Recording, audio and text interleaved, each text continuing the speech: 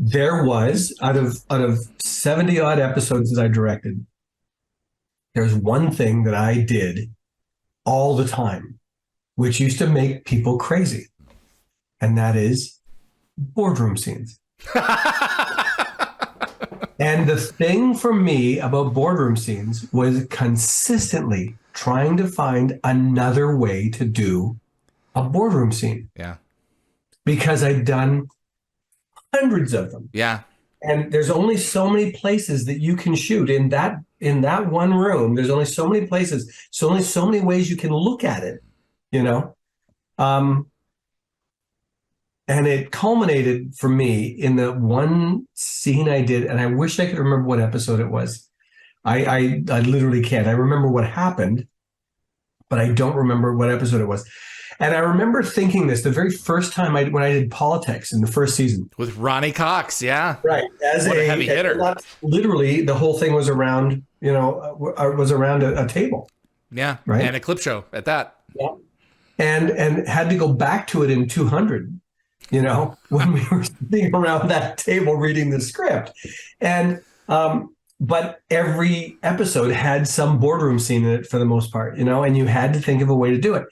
And I remember walking in when the stage was dark once, and I thought, oh man, what am I going to do with this? And I started looking at the scene, and I thought, wait a second, I can start this scene in the gate room. Mm-hmm.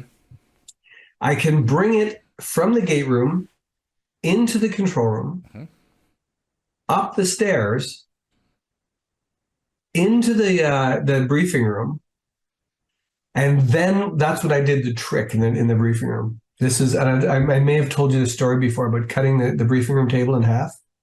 Yes. Yeah. Yes. So this was the one where I had the carpentry crew cut the table in half and put latches on it. Evil Kenny was there that day because I made him push the table back together. So what happens is, if this is the table right here, starting at my fingers and ending at my elbow, we come up the stairs, up the windabout, right around stairs, come up like this, and then the table is pulled apart because I'm looking back this direction. Yes. Table is pulled apart. And I go through the part that's open, camera like this, and then the camera turns around and goes the other way. And now I'm turning around. And while that's happening, set, deck, and props are pushing this back together and clipping it.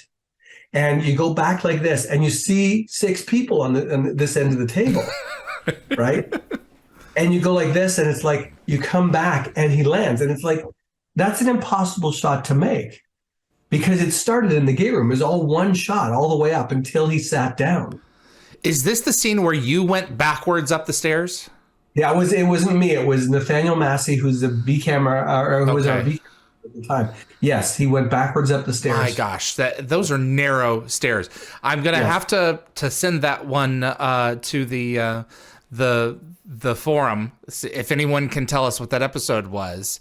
So directed by Martin Wood, because there are a couple of shots that I can think of that did that, but I can't name the episodes either. And I remember your scene from Continuum where you went through downstairs. Yes.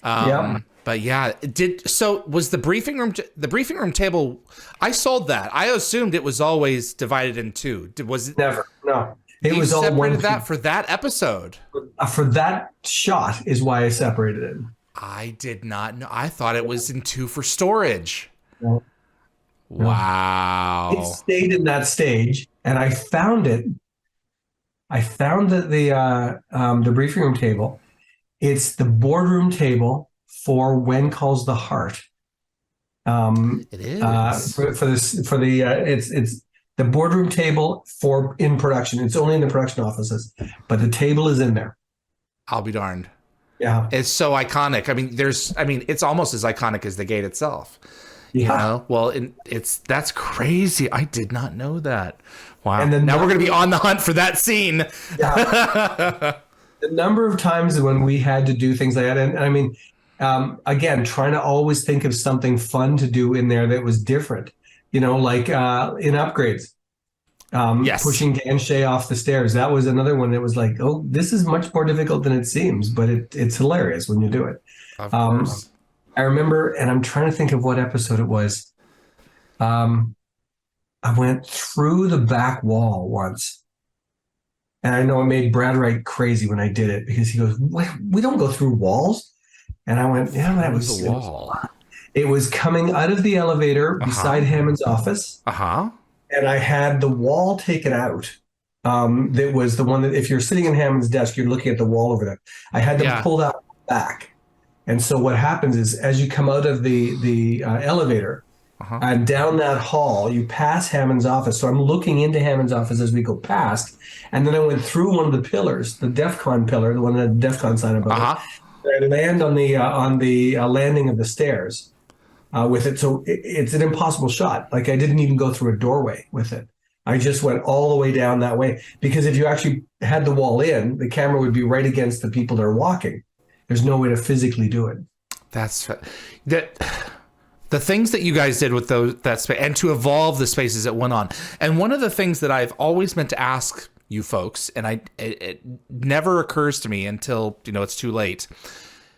When we started the show, the base screen in the briefing room set, there's a static display that's supposed to be cameras looking throughout the base. Further into the show, you put monitors in there. Then you took them out. Why was that done?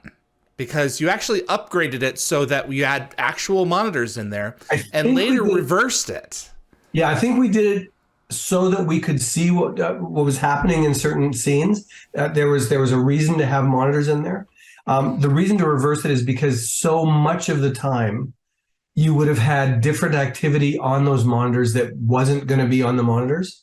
And you would have to have updated the monitors and the security system in there to be able to do something, because half the time it was just one or two people walking through and a bunch of stuff like that.